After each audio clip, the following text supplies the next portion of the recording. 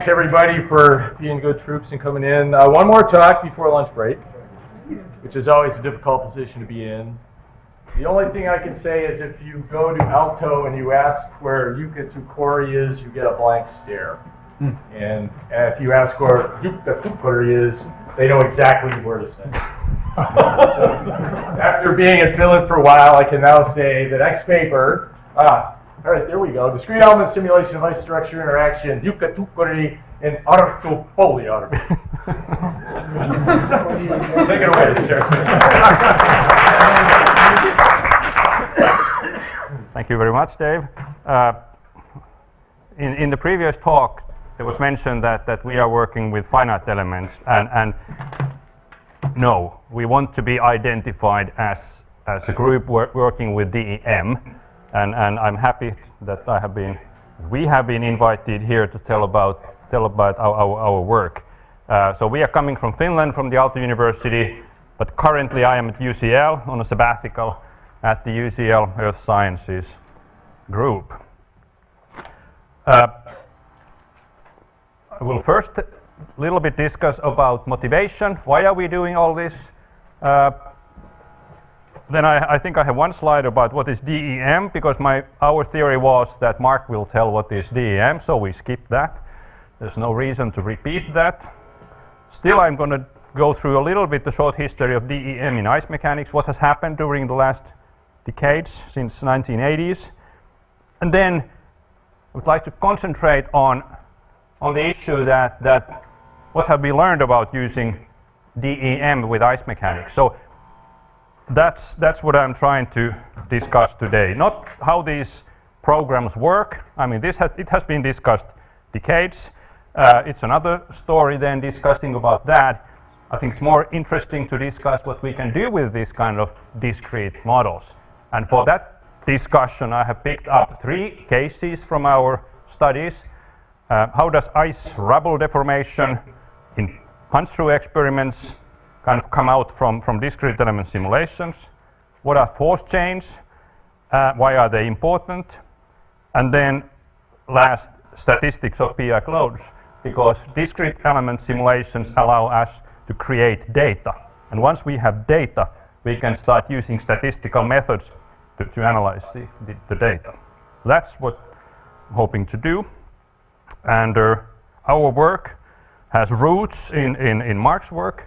We have been working together a lot, and then at some stage our codes diverted, but the roots, there's a common root in Mark's work. And then there are names of our former students and current students and collaborators, and also funding from Finland and from Norway. Yes, I guess basically from Finland and Norway, maybe some EU funding there as well. So why discrete mechanics? Why discrete element modeling? Because many problems in ice mechanics are discrete.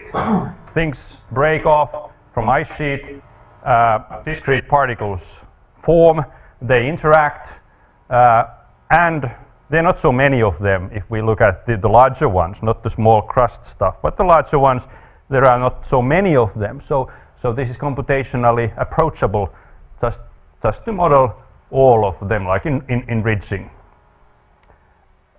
And then the other thing is, of course, that the process, that's the important thing, is the failure process, the ice structure interaction process that needs to be modeled for us to understand it. And then the question is, of course, the key question is here that kind of, what is the length scale of the microstructure versus length scale of interest? And it varies from problem to problem, and I'm not saying that all problems are discrete in ice mechanics, but many are. And then this is what we need to then kind of consider. And then if the length scale of microstructure is of the same order than length scale of interest, the problem is discrete and it has to be studied as discrete. Newtonian dynamics of a system of discrete particles, that's what DEM is about. And then there's the definition from 1990 by Kundal, what is DEM? So allows finite displacements and rotations of discrete bodies. And then it recognizes new contact automatically during the process. So that And then if we have that kind of definition, then there are all kinds of different realizations of discrete elements. So it's not a one tool, but there are different realizations of it if we take that kind of approach. I have kind of grouped what has been done before. So the kind of the simple thing or logical thing is to think that we have floating discrete flows on water, and then we have structures or ships or rivers, and that's one of the early ones. Then 1990, that's how it started. Haley Shen, and then there's Mark is here. Sveinung Löset was studying broken ice as well, and then they were looking more in of mooring things, and then it has been also used to ice loads when ship is going through that kind of flow. And then that of course is very close to ridging things or ice rubble things. That's where Mark has been working a lot, and then that's what we have also then continued. Ice sheets and conical structures, that's not easy. That's because that requires three-dimensional modeling of the ice sheet, and that's not trivial. There was earlier work by Hocking and Blau. Blau is in St. John's, but they have clearly predefined fracture pattern, large particles. I think that's due to computational restrictions, and that is still an issue if one really wants to do serious modeling of three-dimensional fracture. Then in the same thing in 2D, like write up things, that's much more easier. And there's the first one. I think this is the first one, 1985, when discrete elements appeared in this field, and then there are things have then followed. Such ridging and rafting, Mark has been studying it a lot, and then we have been studying it together, a little bit from different perspectives. And then the last topics that have been studied is just crushing of ice against structures.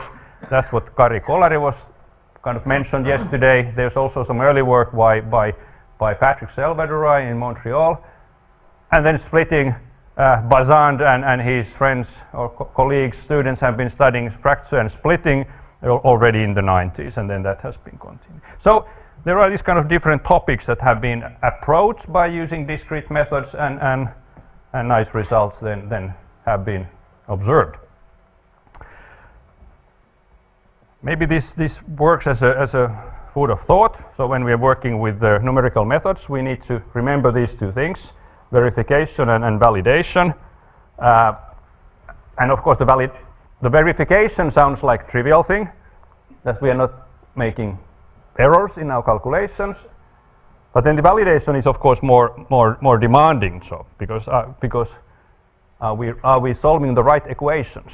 And that's of course it requires that we know the physics, and we study the physics as well parallel with our simulations, so that we really know that these are the right equations we are solving.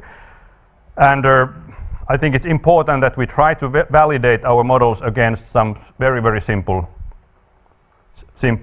topics, like what Renat was showing. Just see how the plate behaves. That your model can really capture something that we know what is the right answer.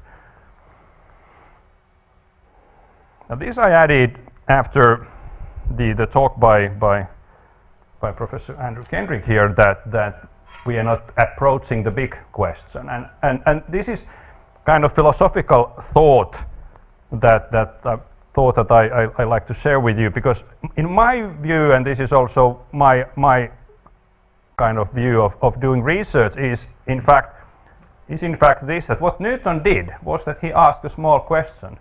Before him, questions were of the scale of that: what is good life?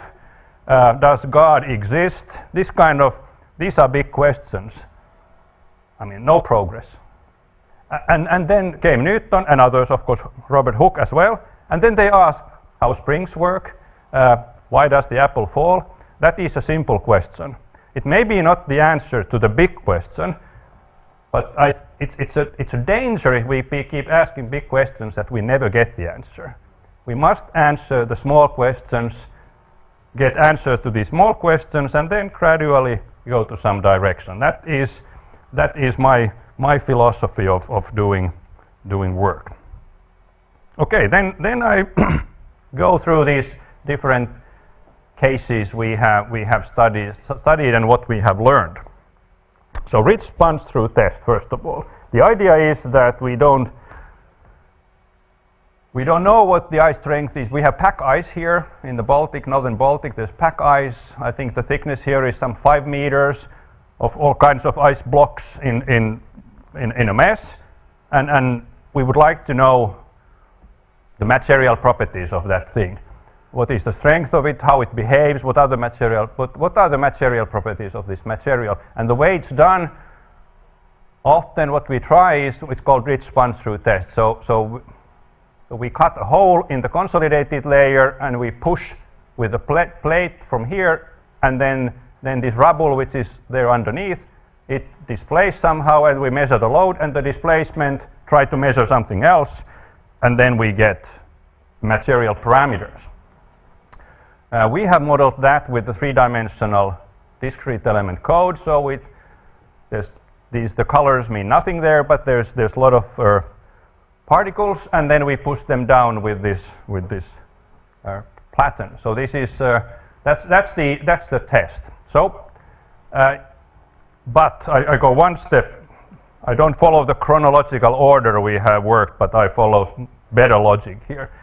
So in order to understand those tests, we conducted lab experiments. We had a 2.5 meter by half a meter by 1 meter plexiglass aquarium, and we filled it with water, and then we had plastic blocks that were the size of my hand roughly, and we made a punch-through test. So we pushed down, and so this is what our simulation in the computer looks like, and that is kind of real looking, because we also in the water we had black and white blocks, so we really modeled the rubble we had. And then we can compare what happened in the experiments and what happened in our simulation. So the platen is going down. So then displacement fields, what kind of how large displacements we have compared to the plate going down. And as the plate goes down, you can see how this deformation develops, and then gradually some blocks start to get on top of the platen, and the platen keeps going down. And then we can compare the deformation field in the lab and in our discrete element method. And why, in fact, we ended up doing this was that we wanted to do an experiment with no ice, because ice has this tendency that ice blocks freeze together very easily.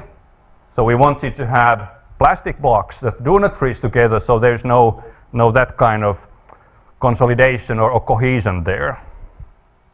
And then we compared our results. And if I walk you through here, so this is what one measures: force displacement in lab. So the force increases like this, and then there's something happening here. It increases a lot, then there's this kind of small hump, and then it goes like that. Then if we do another experiment without any ice block, just water, then that's what that looks like.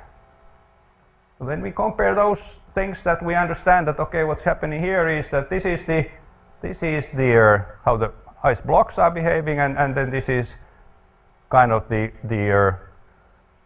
hydrostatics or hydrodynamics. And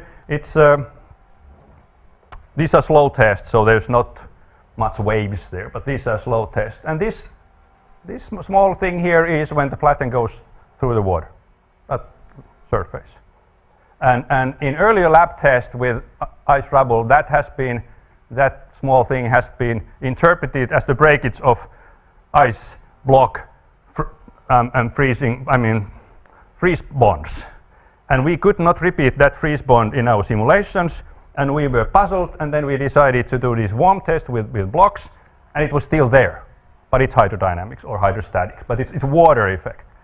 Then we take that water effect away that we cannot model in our model. We model only buoyancy, and then we see that this is what we get with different aquarium widths here. So our model simulation can repeat force displacement curve that's happening in the lab if we correct these kind of water effects that we cannot, that our model doesn't capture.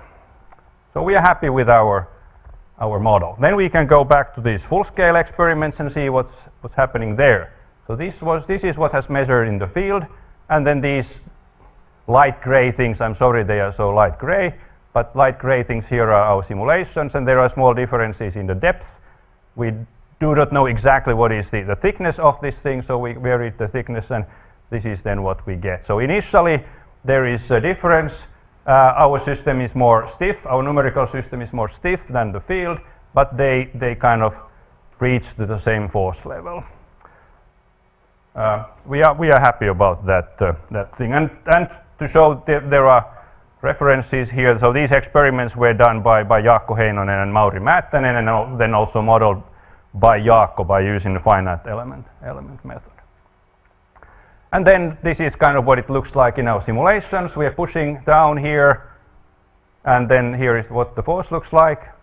10 millimeter is there, 100 millimeter is there, 200 is there, and then it goes down. And as you observe, it's happening quite early, the maximum load, quite early compared to what's happening here, and then also that the force deformation field is of course carefully, it's linked together. Of course, it's important to link together what is the deformation mode here and how the force displacement behaves, and what we observed. Like if we go back here, so this is the classical textbook stuff that you push here, and then you get this kind of cone with the slide. There are kind of shear surfaces here. But then if we look at our simulations, we don't see shear planes. No unique shear plane.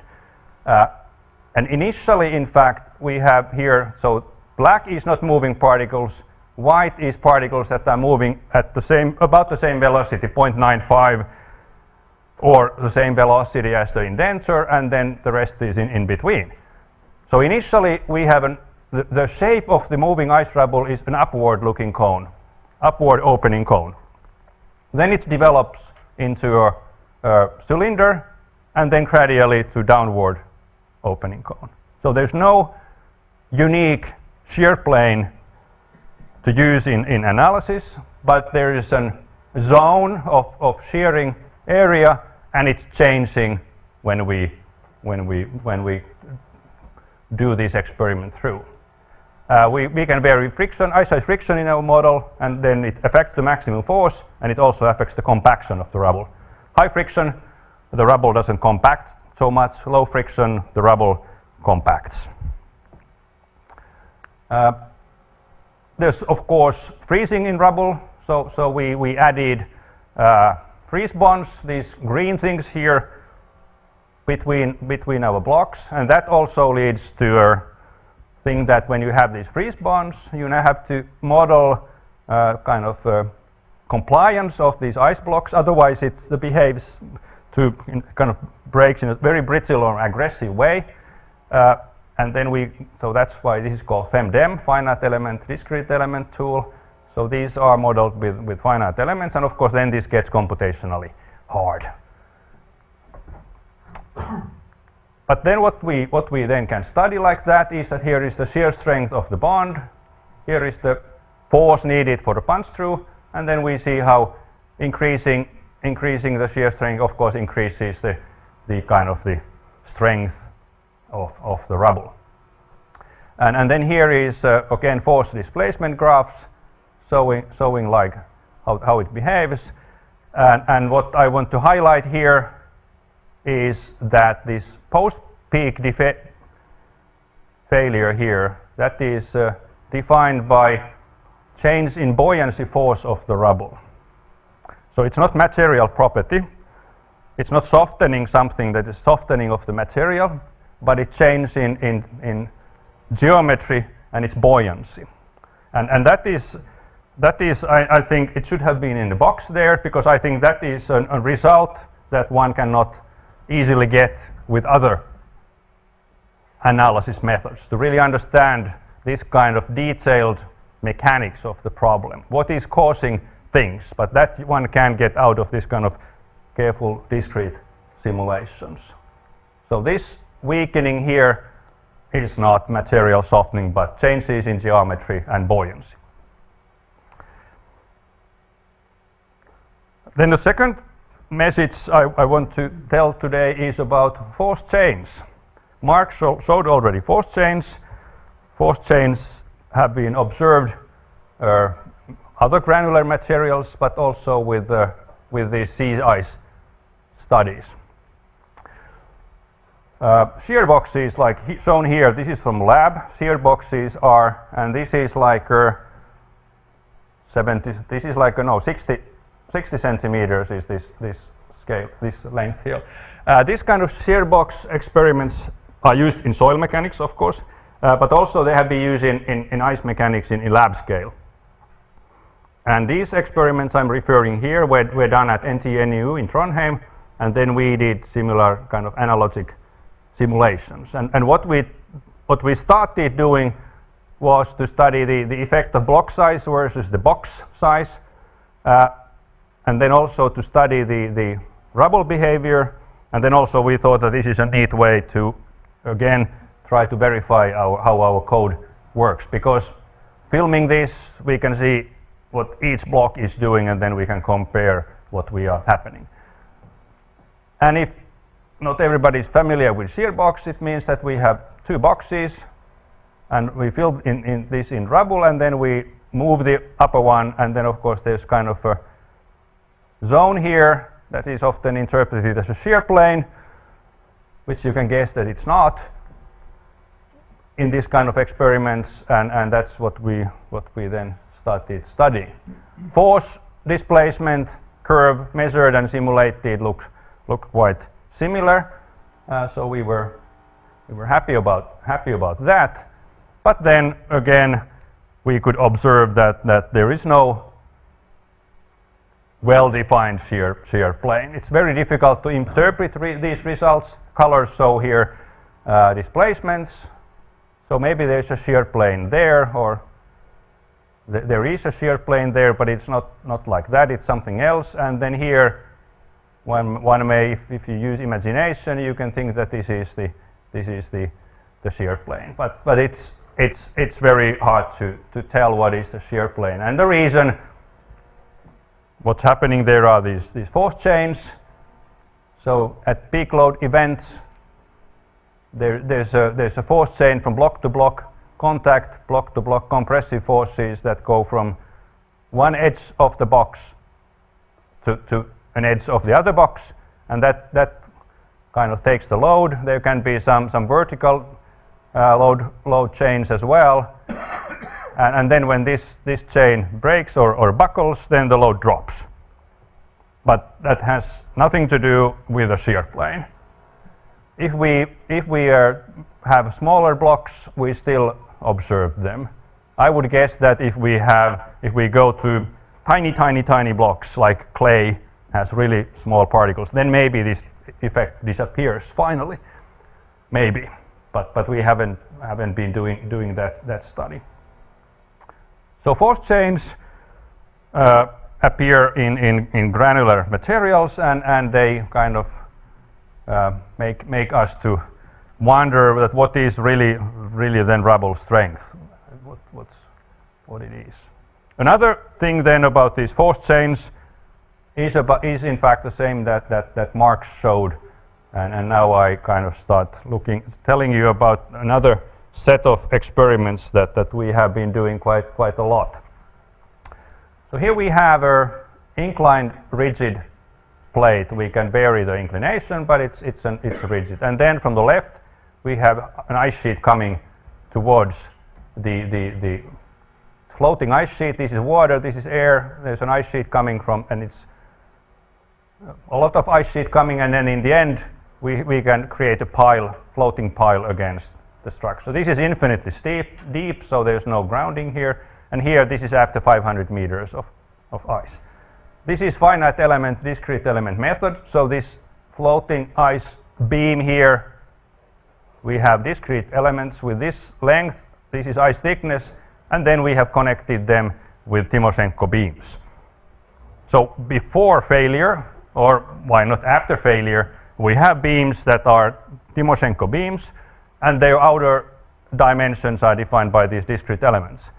Then when they contact with each other, they are dealt with as discrete elements, and when they fail, they fail like that, and it's, we are using a cohesive crack model, and so it's a fracture energy that is defining the property of fracture. And we model contacts, buoyancy, drag in a simplified manner. There's no fancy hydrodynamics in these models. So this is the model, very similar to that what Mark used, except that we have these Timoshenko beams connecting here. That's how the beam behavior comes.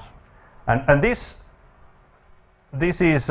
was a lot of this is done by Jani Paavilainen, and this was verified with the standard things. I mean, dynamic beam bending, dynamic and static bending, and so on. That's kind of, beams are easy to verify that they work well.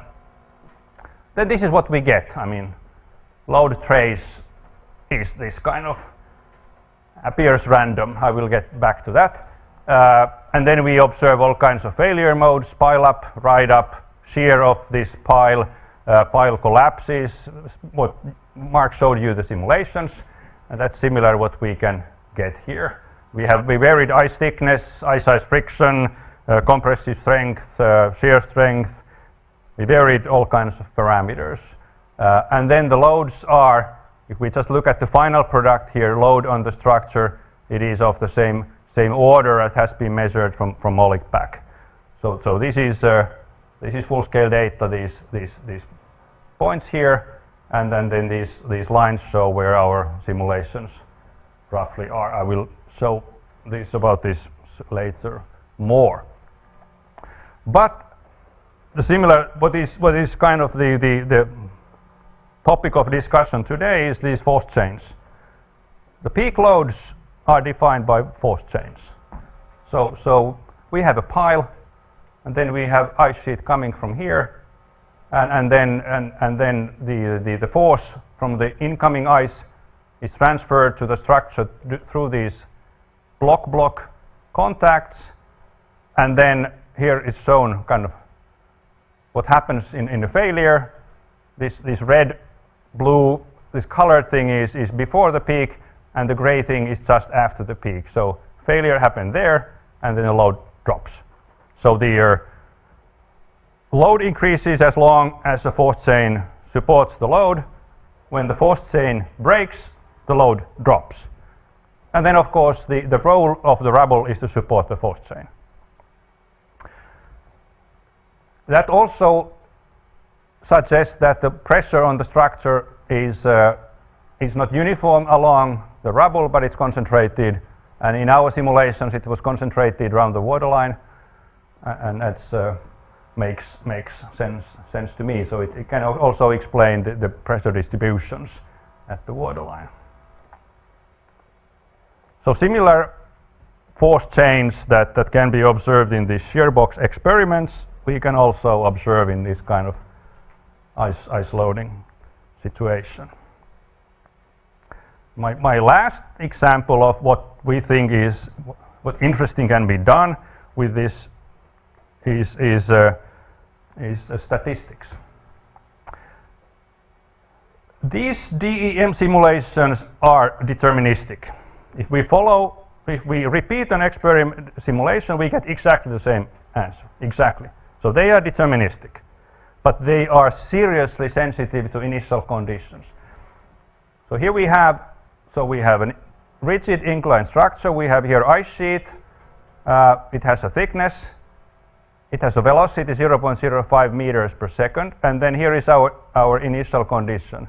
Velocity given to the tip just before it hits the ice edge, and the velocity we gave to that tip was of the order of 10 to minus 12 meters per second, and then some random number there.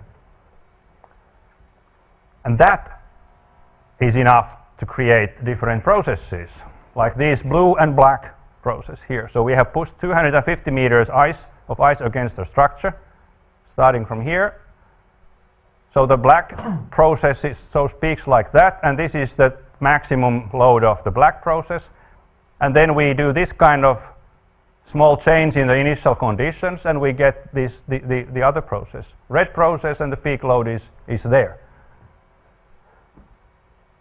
And we believe that our data has some physics in it, and when we can in this way create data, we can then start looking at ice load statistics. So what kind of distributions these peak loads have, and peak load here is as maximum of certain time period or displacement period. And then also we can study the evolution of ice loads. So how the ice loads develop as we push more and more ice against the structure. We have done a study that this sensitivity gives same kind of statistics than non-homogeneous ice properties. So we made a studies that we varied strength of the ice sheet, and it gives us similar statistics. So we believe that this, what we see is a property of the failure process. It's not something that is happening just in our computer, but it is something that describes the failure process itself, because we can create it in two different ways even. These peaks that we have here, these peak loads, they are not just peaks, because I mean if you look at this one here, it looks just like a one sharp peak, but in fact it took like half a meter of ice. Ice was moving about half a meter when it happened, and then this blue peak here, it took even longer than the 1 meter to happen. So they are not just single force up, force down, but there is an increase of force, and then something happens, and then the force comes gradually down. What we then did, that we created data. We had 6 data sets. So we had ice thickness was either 0.5 meters, 0.85 meters, 1.25 meters, and then we varied the compressive strength of the ice or crushing strength at the contacts. It was either 1 megapascal or 2 megapascal. We then repeated 50 times with each parameters. So we had a set of parameters. We ran an experiment. We made a small change to the initial condition. We ran an experiment, and we did that 50 times. Then we changed these parameters and then run again 50 times. And that way, as you see, here is four simulations, and that's the way we are getting the data. So then this is how the peak ice load then looks like. So ice thickness 0.5 meters. These are our different points. Then this 0.825 meters. We have this kind of, there's one high peak there, and then thick ice. So we are over there, and then we can see that there's that kind of variation in the ice loads. And then the black ones are Moloch pack data from Timko and Johnston. So this, our simulations create data that at least it looks similar than the simulations the measurements from Moloch pack. So this is kilonewtons over meter. The peak loads that we then see, they are not normally distributed, like shown on the left. So the data is the gray, and then there's Gumbel distribution fitted on it. So it's quite nicely. So it's and then if we then, of course, then we can get the distribution parameters from there, and then if we show how these distributions then here behave as a function of ice thickness and as a function of the ice strength, we can see that the force is increasing, the peak load measured is increasing with increasing ice thickness, and the compressive strength has some effect, not as strong effect as the ice thickness. It has some effect, but then the effect of the compressive strength or the crushing strength, the effect is higher when the ice is thicker. Another tests that we have done, we have also studied and come to the conclusion that the ice thickness, in this kind of ice failure, the ice thickness is by far the most important parameter. And one can, if one wants a simple equation on what is the ice load in this kind of cases, one gets quite far with just using ice thickness. All the other parameters are quite irrelevant, and especially, I think Mark said the same, the thickness did not have any, friction did not have an effect. Same here. I'm not sure if I fully understand why, but friction kind of, its effect of friction doesn't show in the results much. So then what we did studying what happens in this process was that when we had this kind of data, there's only 4 here, but we had 50 repeated simulations. So for each time step or distance, then of course we had, here is the black case is something like that, and then the red one and the blue one. But then at each time step we can then calculate from these 50, here's 3 only, but from the 50 we can calculate what is the maximum and what is the mean and what is the standard deviation at each time step. And then we get the plot like this. It very much looks like load displacement graph, but it's, in a way it is and in a way it's not, because this is now mean ice load. So it shows the mean ice load at that point, for example, mean ice load from 50 repeated simulations. And then what we in fact see that this is, we're starting to see some trends, because here we don't see much trends with this, because it's so chaotic. I'm using the word now loosely, but you don't see much here. But by using this kind of method analysis, we start seeing what's happening on the ice load as we push more and more data, more and more ice there. So mean, standard deviation, and maximum. So we can see that even though we don't see it here clearly, we can see that the ice load, the maximum peaks and also the mean ice load and also the standard deviation, they all increase along the process. And that is what comes out from our data. So the maximum load is here, it increases with the process, and so does the standard deviation and the mean. This means now that if we have small sample sizes, like if we simulate the short process, we may get loads that are here, which may be too low. That also means that when we are doing experiments, and if we push too little ice against something, we may not see the true maximum load, because we haven't seen where the maximum goes yet. This curve here is the coefficient of variation, so standard deviation divided by the mean, and it was not constant. It was decreasing through the process. That is interesting maybe in itself, but it also says the same thing as there, that we need to have longer processes to get into what's really happening here. If we go even further, is that then when we have this data here,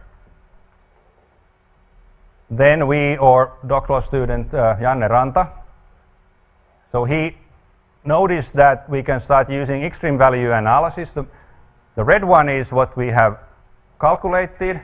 The black one then is a fitted curve on that, and then that was obtained. No, it's the other way around. So the red one is the extreme value analysis, and the black one is the simulated data. So that was obtained with when we had 50 repetitions in our population. But how about if we had 500 in that model, in that extreme value analysis model? If we had 500 repetitions, then our loads would be here. If we had 400, it would be there. and here is the crushing capacity of the ice sheet. So if this all makes sense, this is published next year. It's funny though, it's already out there, but it's 2018 publication. If this makes sense, I mean, it could be that if we wait long enough, if we just keep calculating, we end up finding a load on an inclined structure that is just crushing of the ice. This is what this, in fact, ends my talk. So we feel that many problems, not all, but many problems in ice mechanics are best studied by using discrete methods, and that also then means process modeling. And then I have discussed today about 3 examples of where I think that DEM really has shown what it can do, and shown some physical things. Thank you.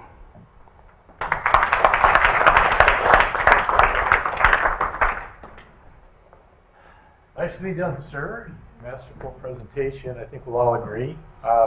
We have plenty of time for questions. What? Go ahead. Great presentation. You did that. Really, really nice. Thank you. I love your comment about Newton. Well said. The only area that I wonder about here is, I think, you know, I like what you're saying about all of this. Where I get nervous is applying conventional statistics to this data. You know, the Gumbel extreme value, I mean, you kind of hinted at it at the end, that this looks like it's trending towards a deterministic upper limit. And it strikes me that we've got all of this determinism that are clearly limited. We've got all these these discrete pieces in here. And if we apply conventional statistics, we're really after this tail, and it's an open-ended tail generally, not always, but it's normally an open-ended tail. So some of my own messing around, I've been looking at what the statistics of chaotic processes are, and they're not conventional Gaussian statistics. They have their own personality, and I'm just wondering if you have any thoughts on that. I think what you did is good, and you know, it's an available tool, and do it, but I'm wondering what you think about the statistics and whether you can really trust them. You know? My answer is that we think that there is an underlying mechanics behind these things, but we are still working on it, so stay tuned. As I guess yeah, that's what I want to say. We think that there's a mechanism that limits it. That's why it's not, that's what limits it. It's mechanics. It's not just statistics that keeps going on, but there's a mechanism there. But I just don't want to start talking about this before Janne has finished what he's doing right now. You could use then type 3 Gumbel distribution, because that has a maximum or minimum, depends on how you formulate. But then you could use that one, because instead of this type 1 or type 2, which are open-ended. Oh, that's good. Yep. There you go. Dev. Yeah, probably I missed the point in your last part of the talk, I mean, where you use compressive strength as a failure or limiting failure to limit the failure process or something. I thought it should be tensile strength or something. I mean, can you explain that? Maybe I missed the point in your presentation. It just comes out, the compressive strength there is really because when we have 2 blocks, and in discrete element simulation they collide, so then there's an area of contact, and the maximum pressure that can be on that contact area is what we call crushing strength. Oh. So it's we don't simulate really crushing there, but it's just we have to limit the pressure there, and that's and then it just comes out from that. It comes out as an important parameter. I mean, it's a physically an intuitive result that I'm comfortable with it. It's like the speed of light. You're not going to go faster than that. In here, you'd have a process, whatever can happen with your blocks, it's not going to get higher than that. No. It's an intuitive result. That's what it is. Yeah. Mark. Jukka, on the punch-through test for simulation, can you speculate on why the stiffness was so much larger for the simulation? Yes. Yes, I can. I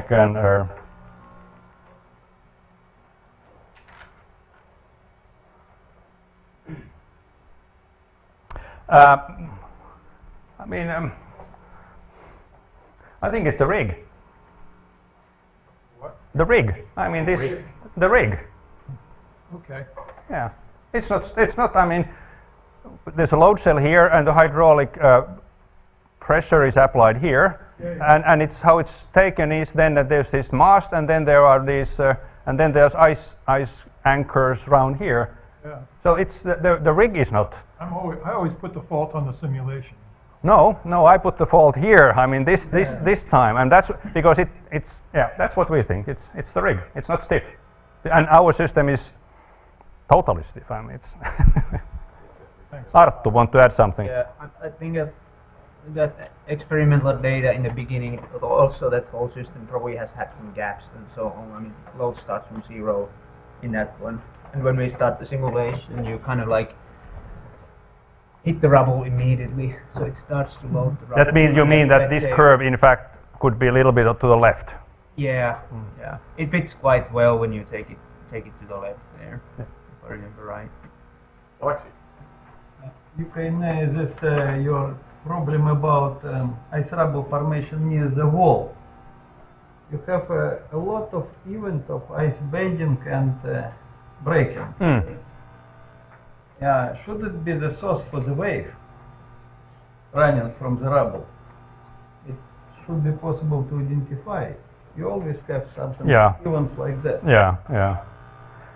We haven't been looking at this is but it could be because this is a dynamic thing, so we can. Yeah. But no, we haven't been looking at the waves. Water waves we cannot model. That's too hard for us. But Okay. Question, Sasha? About H-punch through test. A question is, what's about speed of the indenter and shape of it? Is it any effect on the force? Sure. Shape is round. Here we are using disc. So if you have a square one, the corners definitely would have an effect. But this is the standard is to have a round one. In my mind, these should be done slowly. Again. So because the interpretation of fast ones gets too complicated. Because if we compress it fast, the pore pressure issues. I mean, the water between different ice blocks, which I call here loosely pore pressure, that starts playing a role, and then our model cannot capture that. Yeah. There was a question over here. Yeah, go ahead. When collecting all the statistics and given perturbation of the velocity, vertical velocity, I'm just wondering, why do you set this 10 to the minus 12? So it's less than meter per second, less than atomic space between. So, I mean, what was the range you choose for the velocities in order to collect the statistics? Why 10 to the minus 5 or whatever? It's still small. Good. Yeah. First, it was intuition that it is very, very sensitive, and then I think we wanted to make it so small that nobody starts telling us that we are making an effect there. Just small. Yeah. I think that's It's not sensitive to that. I mean, on those, that's also it is so small that it doesn't matter if it's minus 12 or minus 10 or it doesn't matter. But just nice to make it so small that it makes an issue. So thank you. Okay, Deb again, and then next. This is a 2D simulation, and what is the effect of three-dimensional thing? And here in the 2D simulation, you just compare it with Molikpack data of Timko and Johnson. I mean, how valid is this comparison? Yeah, that's as Mark showed, the 3D thing is important. We are working on a 3D version as well, but it's hard. I mean, it takes time from us to develop 3D one, but we are going to that direction. So I'm not saying that we don't need 3D simulations. At this stage, we don't. I think Mark's work starts to be the first one to have the possibility to really compare what is 2D and 3D, what are the similarities and what are the differences. But of course, 2D has clear limitations. I agree with that. This is all simultaneous versus non-simultaneous. Yeah. And other things as well. I mean, in 3D, I mean, it's kind of some part of the ice goes on the side, and yeah. And may I add also to this 2D, 3D discussion, because we did ice model tests on a quite wide front. Those were the ice encroachment tests. But what is typical is that the ice encroachment and the process varies along the edge. So it's not really uniform. There's something which comes from the 3D. Because, we don't know what, but something. Anyway. Okay, Dmitry, you have the next question. Yeah, I have one question. If I understood, your model is completely deterministic. Is it okay? Completely. So local strengths are all the same, at the same level, 1 or 2 MPa.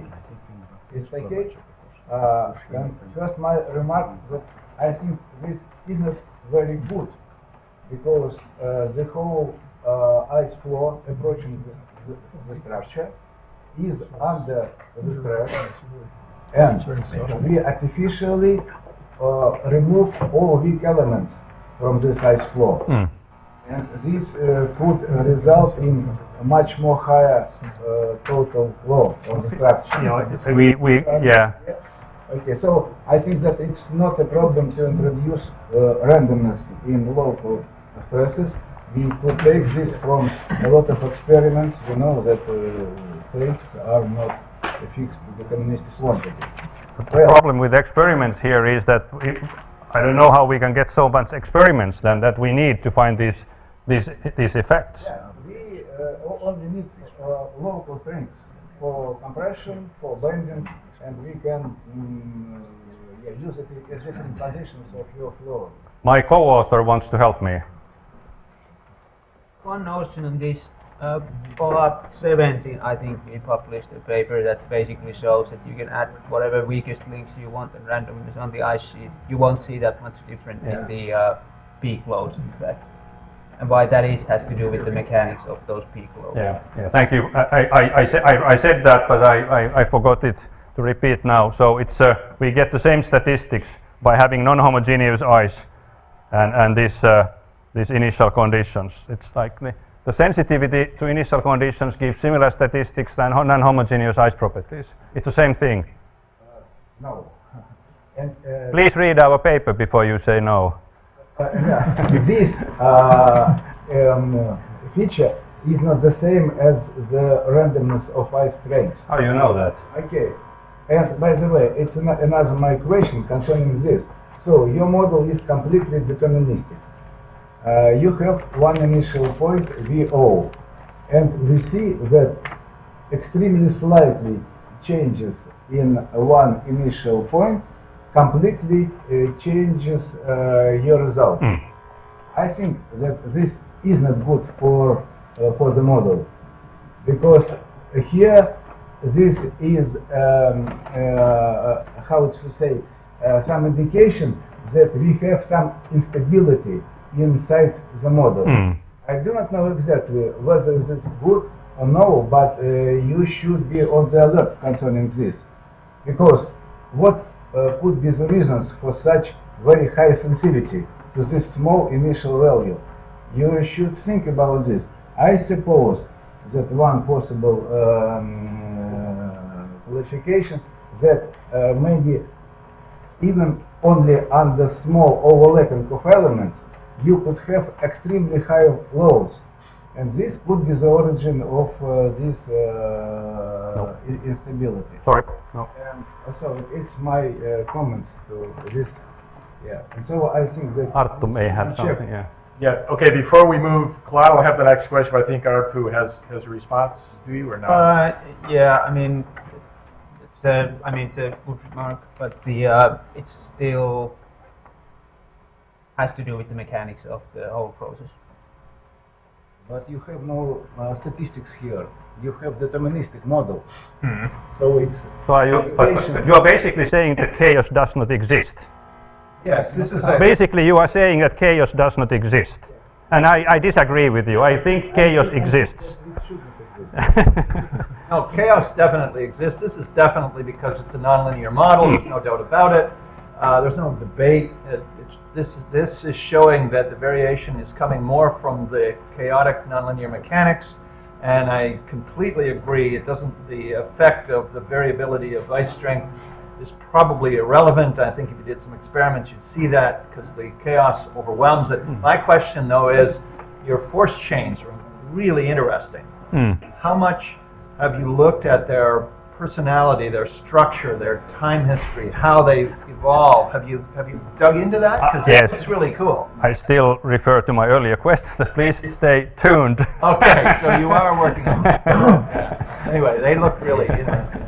Kai, you had a comment. Yeah, I would just add to this discussion because I also believe that chaos exists, and I mentioned in the breaking pattern of the ship in levelized. I mean, I think that we call it high variability instead of chaos, but it's high variability and it comes from nonlinear effects and whatnot.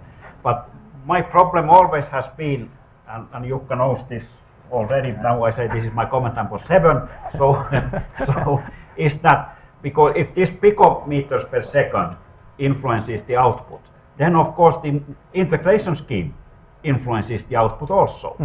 What kind of integration scheme you have, implicit or explicit or whatnot, so that I think influences also the output. I'm not saying that ruins the variability, but still I would like all these numerical schemers to check also whether the numerics influence the output. Point. Yeah. We're nearing the end. A short question. We've all spent our inquiries. If that's the case, let's give Jukka a round of applause, and then I have 2 quick announcements.